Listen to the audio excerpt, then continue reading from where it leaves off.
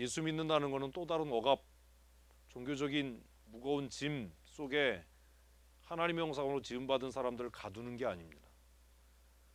제가 생각할 때 가장 나쁜 죄는, 인간이 저지르는 가장 나쁜 죄는 누군가 다른 사람을 압제하는 거예요. 억압하는 거예요. 그의 자유를 침해하는 거예요. 그건 누구만 할 수 있는 일인데요, 하나님만 하실 수 있는 일인데요. 네가 하나님이냐? 왜 내 자유를 침해하냐? 하나님 우리를 어떻게 하셨는데? 자유케 하셨는데.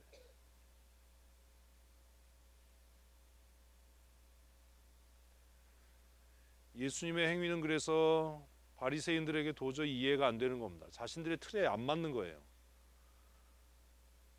자신들은 자신들이 갖고 있는 틀에 자신을 억압해서 자신들도 불편하고 자신들도 부자연스러운 삶을 살지요.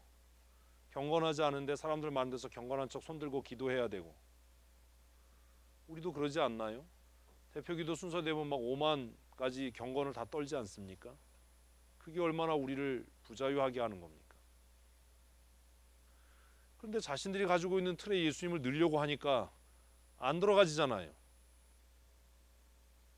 그럼 방법은 뭐예요? 없애버려야지요. 그래야 내 부자유함이 초라해지지 않잖아요. 왜 자유한 사람들이 못마땅한지 아세요? 나는 부자유한데 그놈의 자유함이 거슬리는 거예요. 왜 저 사람은 저렇게 자유하게 살지? 이게 못마땅한 겁니다. 나는 어떤데요?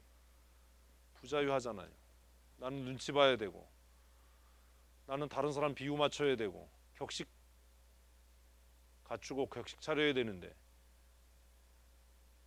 어떤 사람을 보니까 너무 자유하게 사는 거예요. 마가는 지금 예수님을 그렇게 설명해 가는 겁니다.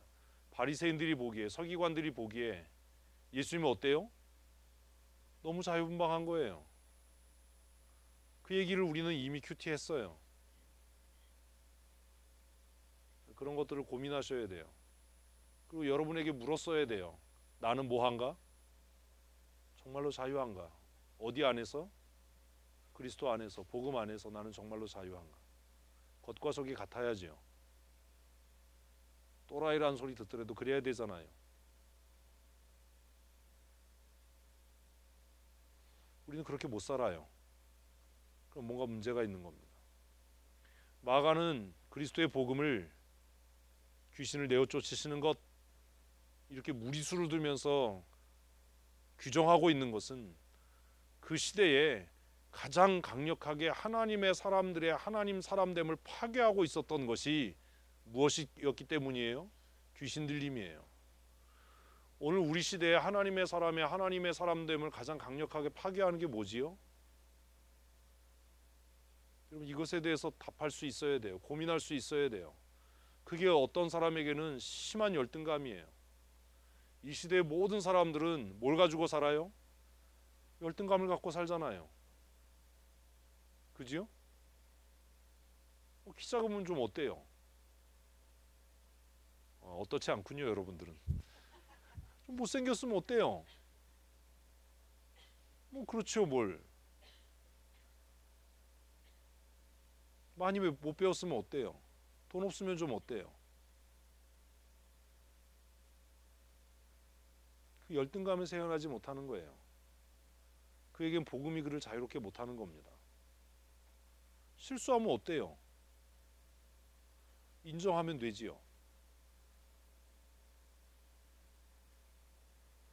이 시대의 귀신 들림은 도대체 무엇으로 나타나고 있는가? 외모에 대한 열등감, 자신의 환경에 대한 열등감. 막 이제 또 문자가 오지요. 재난 문자가. 큰일 났다. 이제 그거 울리는 사람은 이제 죽을 거예요, 곧.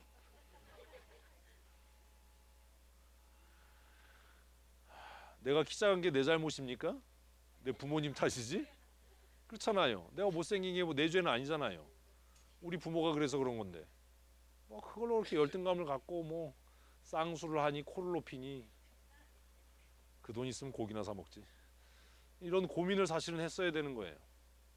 우리를 제일 불편하게 하고 자유하지 못하게 하는 게 뭐지요? 그건 사람마다 다 다를 겁니다. 저도 그럴 수 있잖아요. 목사라고 하는 직함이 저를 자롭게 하지 못할 수도 있잖아요. 근데 저는 안 그렇게 살기로 했거든요. 저는 목사지만 자유로워요. 그래서 어떤 사람들이 보기에는 이해가 안 되는 거예요. 어떻게 목사인데 그럴 수 있냐? 목사가 뭐 어때서? 목사는 뭐만 잘하면 되지? 성경 잘 가르치면 되지. 내가 말씀대로 살면 되지.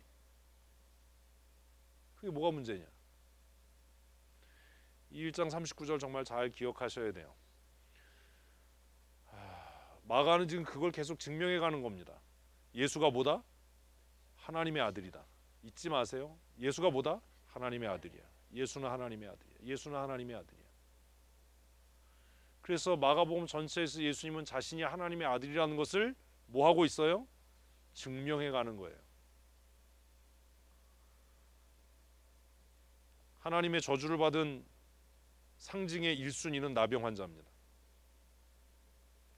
나병은 구약 성경에서 가장 부정한 질병입니다. 나병에 걸렸다라고 하는 것은 하나님의 징계 아래 있다라는 상징이에요. 어떻게 알아요?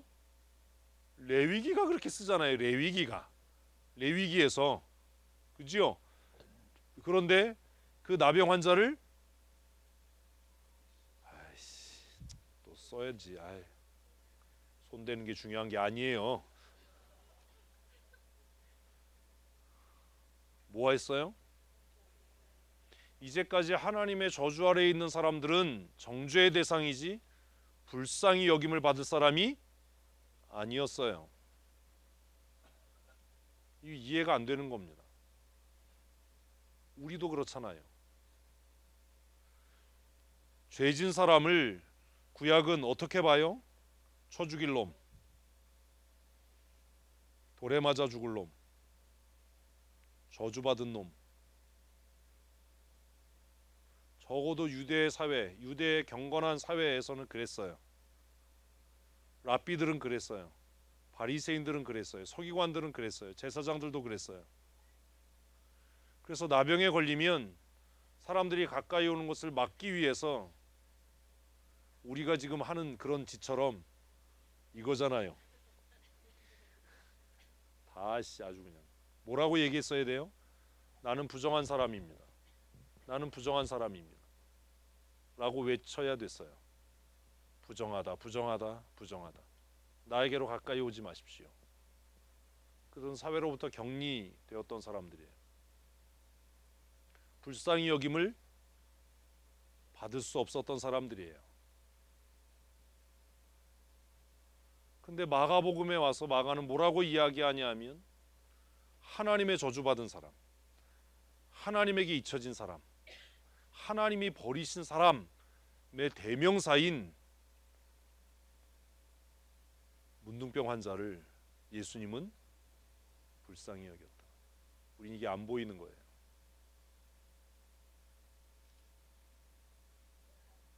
그래서 새로운 가능성을 봐야 되는 겁니다.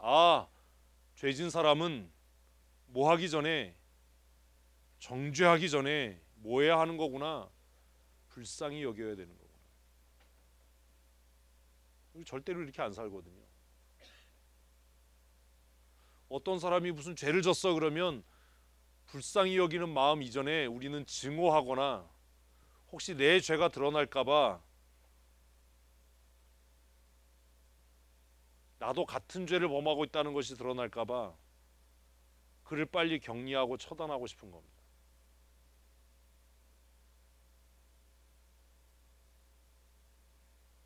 불쌍히 여기지 않는다고요.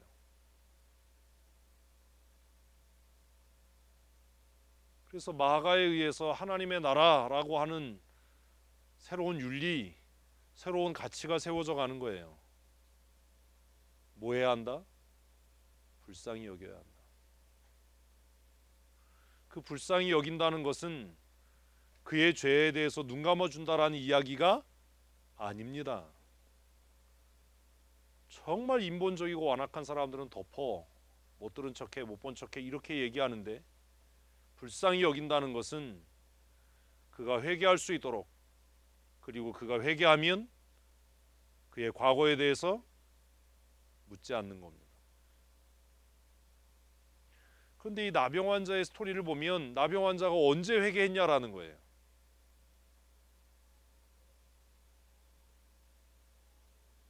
없으면 성경이 사기지요. 40절이에요. 전제가 있잖아요. 전제. 회개 없는 치유는 없어요. 그럼 회개했다란 말이 없어도 뭐가 회개였는지를 찾아야 될 거 아닙니까? 아유. 일단은 나병 환자가 예수님께 나왔다는 것부터가, 삐져서 교회 안 나오는 인간들은 신방할 필요가 없는 거예요.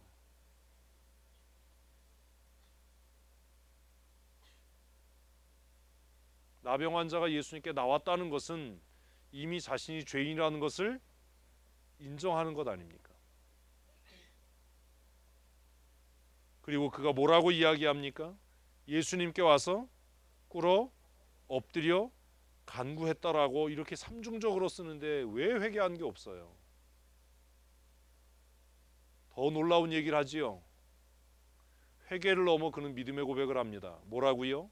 원하시면 저를. 뭔 소리예요? 고미자 권사님 쓰지 말고요. 무슨 소리예요 이게?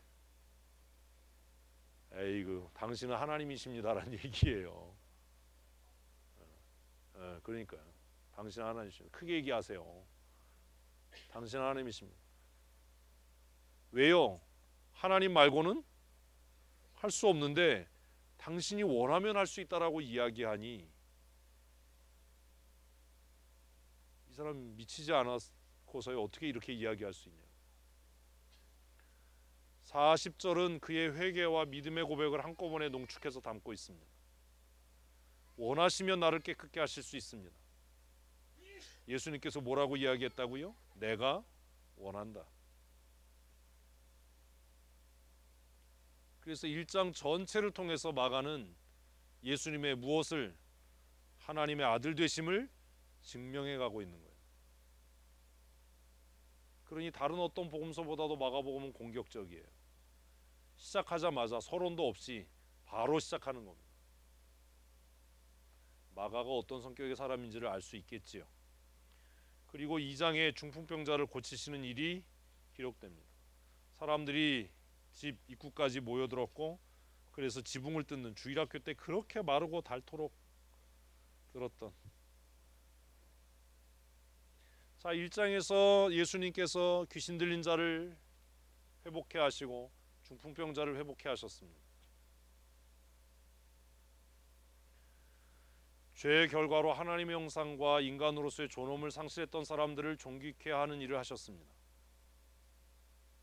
이제는 뭔가 명확한 증거가 제시되어야 되지 않겠습니까? 네? 그래서 2장에 와서 뭐라고 이야기하는 거예요? 죄사함의 권세에 대한 이야기를 하는 겁니다. 죄사함의 권세. 중풍병 걸린 사람과 그 친구들, 그들은 자신들의 믿음을 행동으로 증명을 하지요. 믿음은 뭐예요? 행동이에요. 행동. 행동이 없으면 믿음이 아니에요. 자신들의 믿음을 그들은 행동으로 증명을 합니다. 지붕이 뜯겨지고 들것에 실려서 중풍병 환자는 예수님 앞에 내려졌을 겁니다. 5절에 예수님께서 그들의 믿음을 보시고라고 복수형을 썼어요. 그들의 믿음 누구예요? 중풍병자와 지붕을 뜯은 그 일당들이지요. 그래서 우리는 한 가지 또 생각해야 되는 겁니다. 뭘요? 믿음의 동역자가 내 곁에 있어야 된다는 거. 때로는 내 믿음이 연약해지고 내 삶이 어려워져서 내가 스스로 내 자의적인 의지적인 결단으로 하나님 앞에 나아가지 못할 때, 나를 강제로 이끌어서 하나님의 은혜의 보좌 앞으로 나가게 해주는 사람이 있어야 그게 인생의 성공 아닙니까? 기껏 한다는 소리가 와서 뭐 참아 뭐 이런 소리 하지 말고 뒤통수 한 대 갈기고 정신 차려 회개해 뭐 이래 줄 수 있는 사람이 있어야지. 매가지라도 끌어서 예배 자리에 앉혀놓을 수 있는 친구가 있어야지. 적어도 이 네 사람은, 제가 이거 한번 설교했었는데, 적어도 네 사람은 뭘 각오해야 돼요? 수리비 물어줄 각오를 해야죠.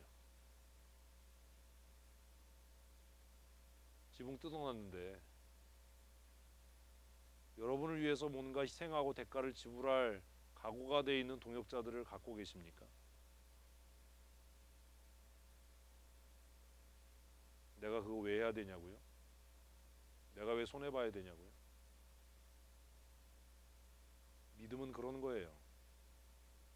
믿음은 때로는 손해를 감수하는 겁니다. 희생을 감내하는 겁니다. 제발 잔머리 쓰지 말고 주판 튕기지 마십시오.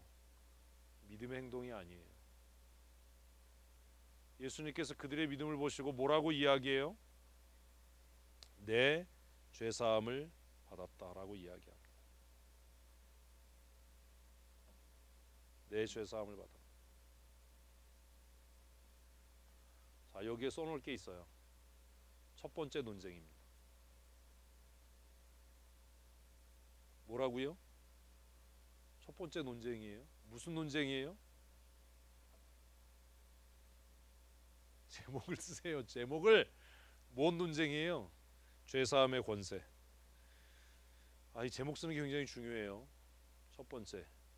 몇 절부터? 2장 1절부터.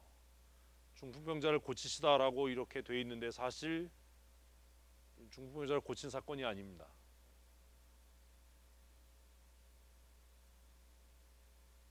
마가는 뭘 보여주고 싶은 거예요? 예수님이 하나님의 아들이다. 계속 얘기합니다. 예수님이 하나님의 아들이다.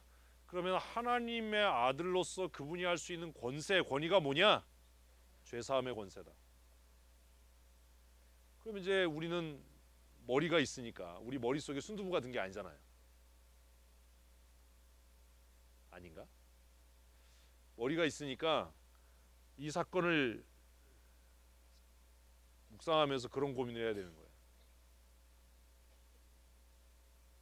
혜정아, 죄 사하려면 뭐가 있어야 되냐?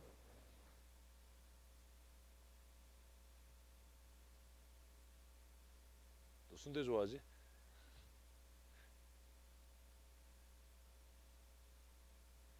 죄 사하면은 반드시 대가가 필요합니다.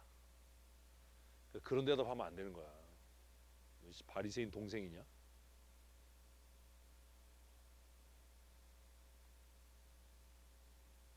제가 아주 어려서 그런 생각을 했어요.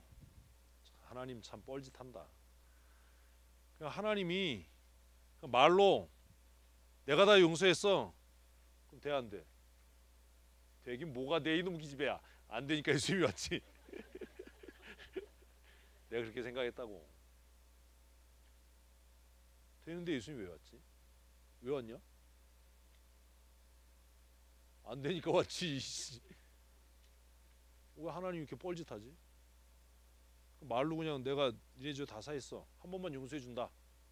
되는데. 내 국민학교 때 그런 생각을 했다고. 왜 그랬지? 그 질문은 굉장히 오랫동안 지속이 됐어요. 왜 그랬을까?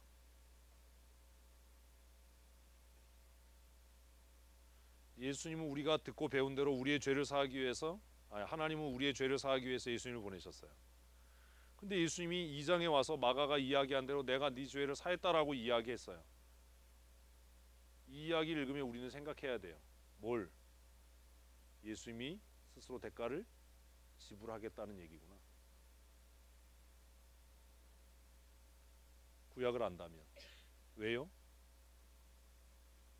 구약은 창세기부터 피 흘림이 없으면 죄사함이 없다라고 이야기합니다. 누군가가 누군가에게 내가 네 죄를 사할 거야, 사했어라고 얘기하려면 그 사람이 피 흘려야 되는 거야. 그러니 아무도 이 얘기를 못 하는 거야. 근데 교황들은 하네. 그래서 잘못된 거죠. 그래서 구약을 아는 사람이라면 예수님께서 내 죄 사함을 받았느니라라고 말씀하시고 나에게 죄 사는 권세가 있어라고 이야기할 때 생각해야 되는 겁니다. 그렇다면 예수님이 오신 목적은 우리의 죄를 사하기 위해서 대가를 지불하는 거구나. 이래야 좀 공부한 사람이에요.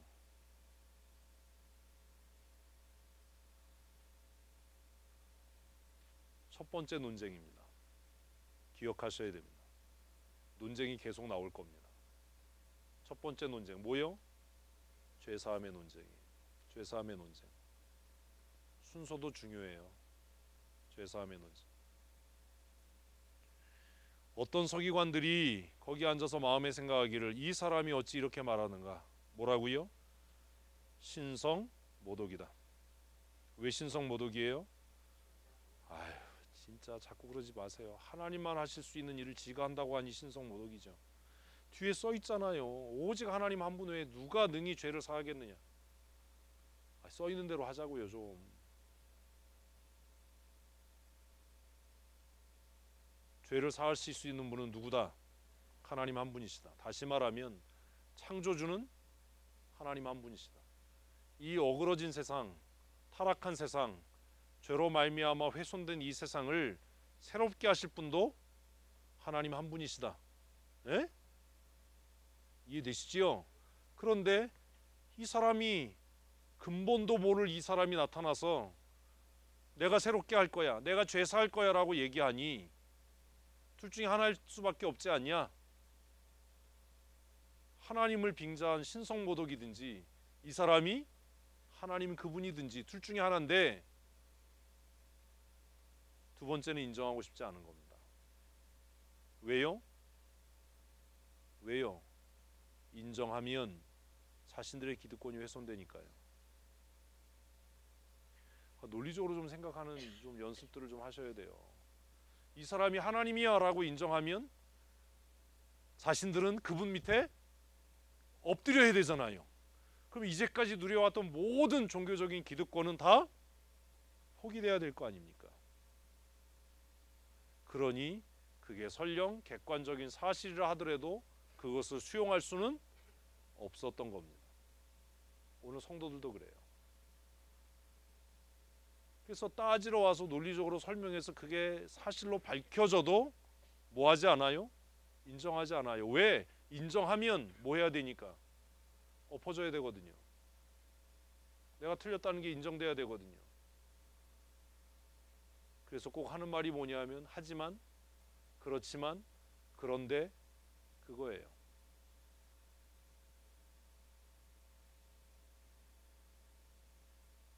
예수님께서 굉장히 중요한 말을 합니다. 그 중요한 말이 뭐겠어요?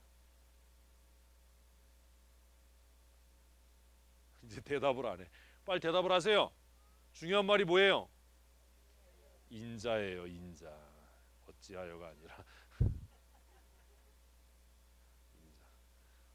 인자가 사람 이름이죠? 민자 동생 인자, 춘자 언니 인자. 인자. 인자라는 말은 굉장히 독특한 표현입니다. 사람의 아들이라는 표현이에요. 사람의 아들. 근데 마가는 1장 1절에서 뭐라고 얘기했다고요? 하나님의 아들. 근데 예수님은 스스로 뭐라고 얘기한다고요? 사람의 아들이라고 얘기해요. 그래서 이 인자라는 표현은 하나님이신 예수 그리스도, 인성을 가진 하나님이신 예수 그리스도에 대한 아주 독보적인 표현이 되는 겁니다. 인자. 그래서 1장 1절에 하나님의 아들과 같은 표현으로 우리는 뭘 기억해야 돼요? 인자라는 말을 기억해야 됩니다. Son of God, Son of Man 두 가지를 함께 기억해야 돼요. 그래서 예수님은 하나님의 은혜를 강조하는 겁니다. 뭐라고요? 사람에게 이런 권세를 주신 분은 하나님이시다. 거기까지는 아니어도 그 앞까지는 좀 이해를 하셔야 돼요. 예수님은 하나님의 은혜를 높이는 거예요. 어떻게 해요? 사람의 몸으로 온 사람의 형체를 가지고 있는 나에게 하나님에게 있었던 죄사함의 권세를 주신 하나님은 은혜로우시다. 이렇게 긴 이야기를 함축하고 있는 게 뭐라고요? 아이씨, 뭐라고요? 인자. 대답이라도 좀 열심히 하셔서 제가 좀 힘이 나게 좀 도와주셔야 돼요. 뭐라고요? 인자.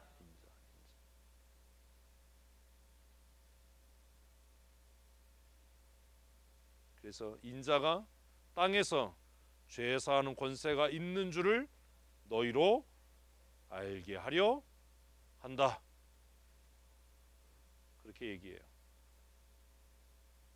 죄 사함을 받았느니라 라는 말과 침상을 들고 가라 라는 말 중에 어떤 게 더 쉬우냐? 어떤 게 더 쉬워요?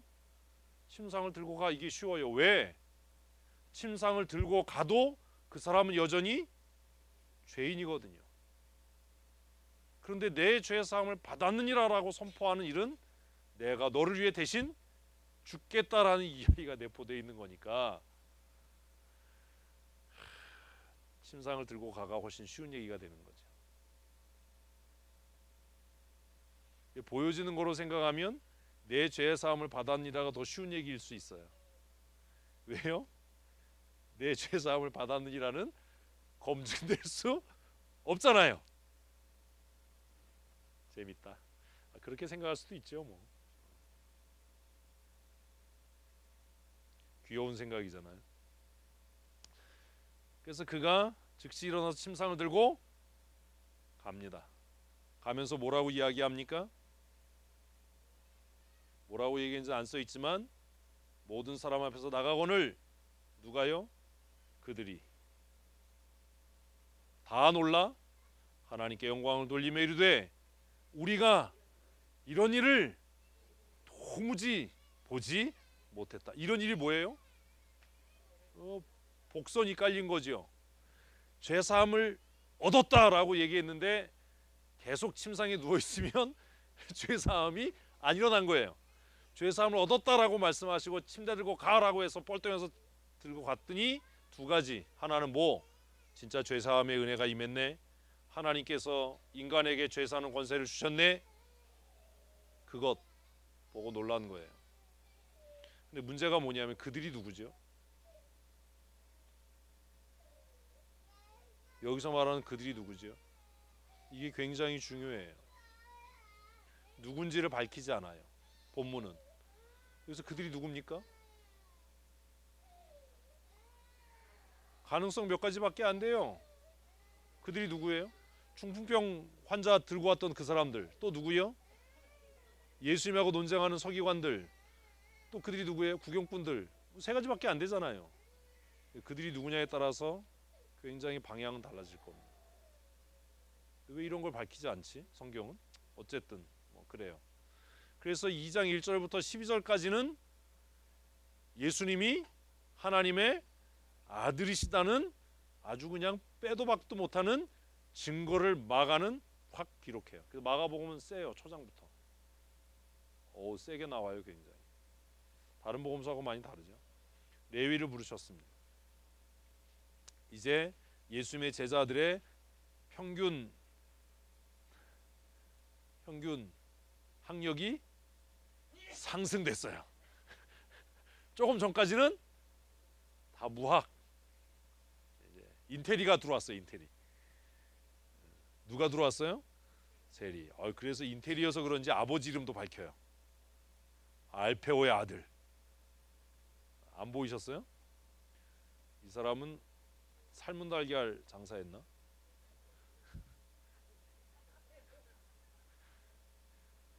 졸지 말라 그러는 거예요. 알을 얼마나 많이 깼으면 이름이 알페오예요. 알페오의 아들 레위가 세관에 앉아 있는 것을 보고 나를 따르라 라고 말씀하셨어요. 그랬더니 15절 읽습니다. 그의 집에 앉아 잡수실 때에 누구의 집에요? 레위의 집. 또 왜 세리라고 그러세요? 기분 나쁘게. 이름 있는데 세리된다. 레위. 진짜 나까지. 레위의 집에서 잡수실 때에 많은 세리와 죄인들이 예수와 그의 제자들과 함께 앉았어요.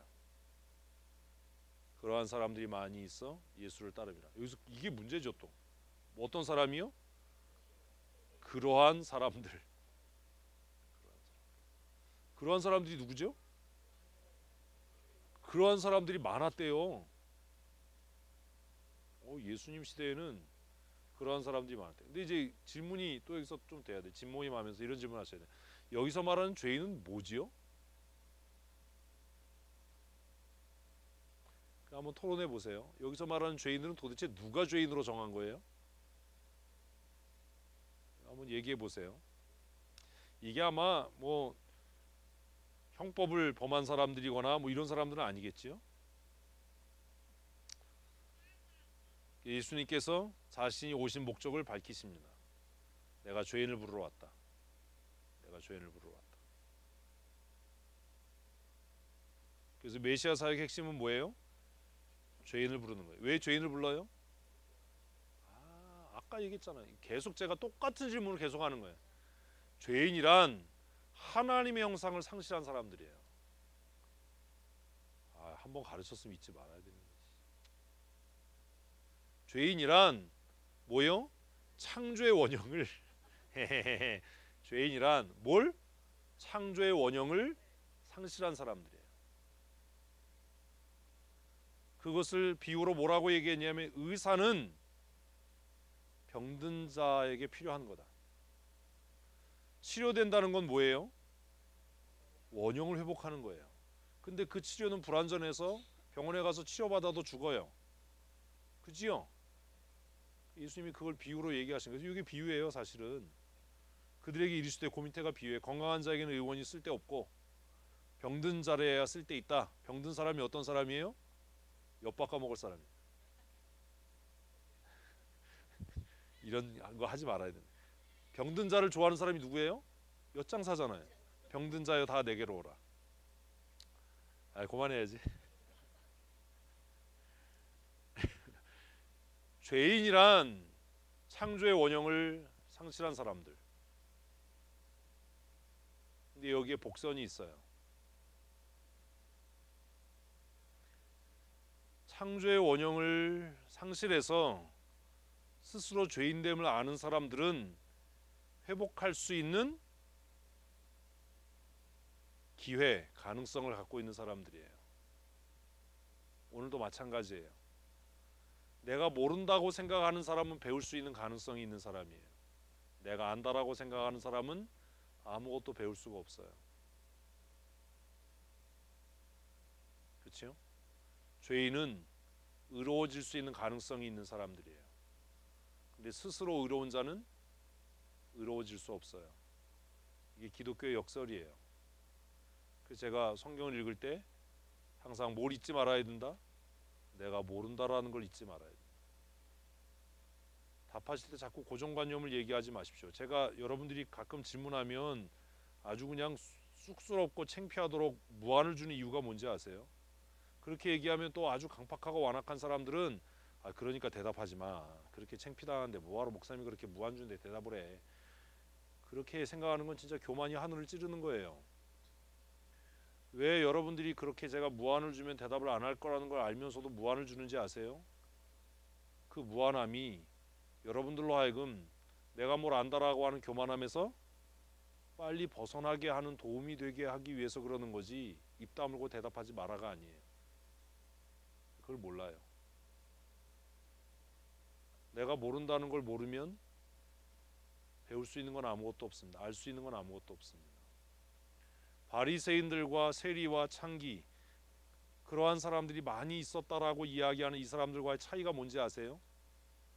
한 사람들은 자기가 의롭다라고 생각해서 의로워지지 못하는 사람들이에요. 한 부류의 사람들은 자신들이 의롭지 않다라는 걸 알아서 의로워지는 사람들이에요. 이게 아이러니예요. 우리는 스스로 나는 능력이 없어라고 얘기하는데 그게 거짓말이어서 능력 있는 사람이 못 되는 겁니다.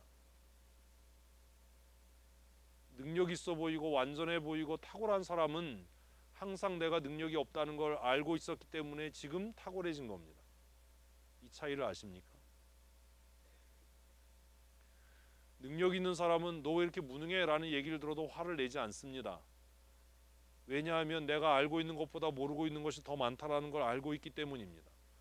근데 무능한 사람들은 너 이렇게 무능해라고 이야기하면 자존심 상했다라고 그러고 상처받았다라고 얘기합니다. 왜 그러냐면 자기가 무능하다는 걸 인정하지 않기 때문이에요. 되게 웃기죠. 그래서 인생이 슬픈 거예요, 사실.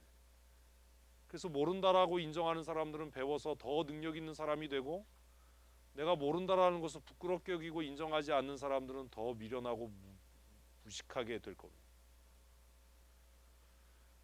이게 성경이 이야기하는 정말 절대적인 아이러니거든요. 자기가 모른다는 걸 아는 사람은 부단히 노력하겠지요. 모르는 것을 들키고 싶지 않은 사람은 안주할 겁니다. 죄인을 부르러 왔다. 죄인 아닌 사람이 누가 있어요? 근데 예수님 시대에 죄인 아닌 사람들이 있었던 거예요. 그 죄인 아닌 사람들에 대한 이야기를 해야 되겠지요. 그게 18절이에요. 이제 이해되셨어요, 흐름이? 그들은 왜 자신이 죄인이 아니었어요? 종교적인 행위를 하고 있었거든요. 금식하고 있었거든요. 교회에서 이런 사람들 많잖아요. 내가 새벽기도 하니까, 내가 11조 생활하니까, 내가 목사고 집사고 권사고 장로니까 난 뭐가 아니야? 꼴값을 떨고 있는 겁니다. 40일 금식을 40번을 해도 변하지 않는 게 한 가지 있어요. 뭐예요? 죄인이에요. 죄인이에요. 검정 잉크에 아무리 많이 물을 타도 변하지 않아요. 우린 그걸 몰라요. 왜 금식 논쟁이 뒤따라오는지 아십니까? 앞에 있는 이 얘기 때문이에요. 예수님은 누굴 찾으러 왔어요? 죄인을 찾으러 왔어요. 구원받지 못할 자들은 어떤 자들이에요? 종교적인 오만과 종교적인 교만에